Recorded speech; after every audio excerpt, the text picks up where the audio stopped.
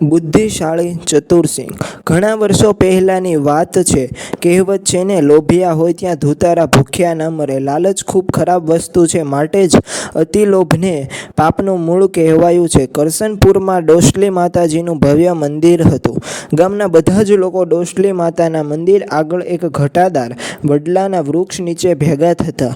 આમ તો આ ગામ જંગલની વચ્ચે આવેલું હતું. અહીં અનેક જાતના જીવજંતુ અને પશુ પક્ષી મોટા પ્રમાણમાં વસતા હતા. એક દિવસની વાત છે. ચતુરસિંહ નામનો માણસ ગામમાં આવી ચડ્યો.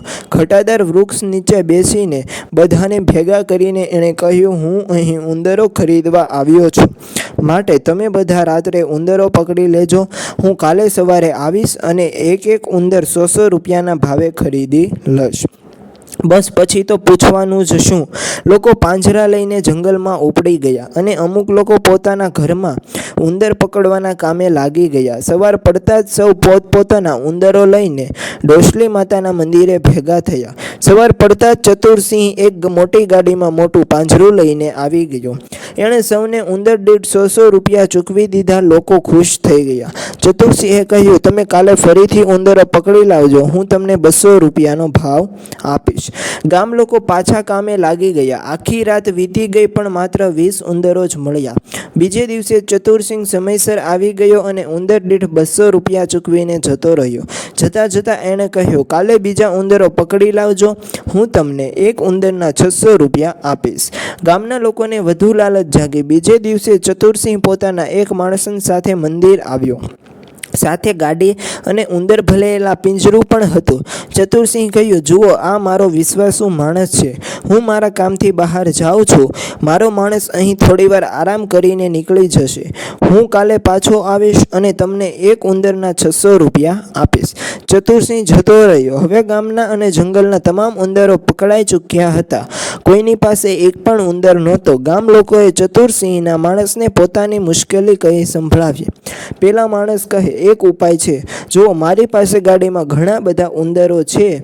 આ ઉંદરો બાજુના ગામમાંથી પકડેલા છે. હું તમને તે વેચી શકું છું. એક ઉંદરના 400 રૂપિયા બોલો, મંજૂર છે? ગામ લોકો વિચારમાં પડી ગયા. એણે આપસમાં ચર્ચા કરી. તેણે નિર્ણય લીધો કે 400 રૂપિયામાં એક ઉંદર ખરીદવામાં કશું ખોટ નથી. આવતીકાલે આમે આપણને એક ઉંદરના 600 રૂપિયા તો મળવાના જ છે ને. આપણને ક્યાં નુકસાન થવાનું છે? ગામ લોકોએ લાલચના માર્યા 400ના ભાવે માણસ પાસેથી ઉંદરો ખરીદી લીધા. માણસ કહે, હું ચતુરસિંહ સાથે આવતીકાલે પાછો આવીશ, તમે એને આ ઉંદરો વેચી નાખજો. એ ગાડી અને પૈસા લઈને જતો રહ્યો. એ ગયો તે ગયો. બીજા દિવસે ન એ આવ્યો ન ચતુરસિંહ આવ્યો. અઠવાડિયું વીતી ગયું, કોઈ ન આવ્યું. ગામ લોકોએ જેટલી કમાણી કરી હતી તે પૈસા તો ગુમાવ્યા જ, પણ પોતાના ખિસ્સામાંથી વધારાના પૈસા પણ ગુમાવ્યા ને ઉંદરો પાછા ગામમાં આવી ગયા. એટલે જ કહે છે ને કે લોભને થોભ ન હોય. ગામ લોકો વિચારમાં પડી ગયા. તેણે આસપાસમાં ચર્ચા કરી. તેણે નિર્ણય લીધો કે 400 રૂપિયા ઉંદર ખરીદવામાં કંઈ ખોટું નથી. અને આમ ગામ લોકોએ જેટલી કમાણી કરી હતી તે પૈસા તો ગુમાવ્યા જ, પણ પોતાના ખિસ્સામાંથી વધારાના પૈસા પણ ગુમાવ્યા હતા.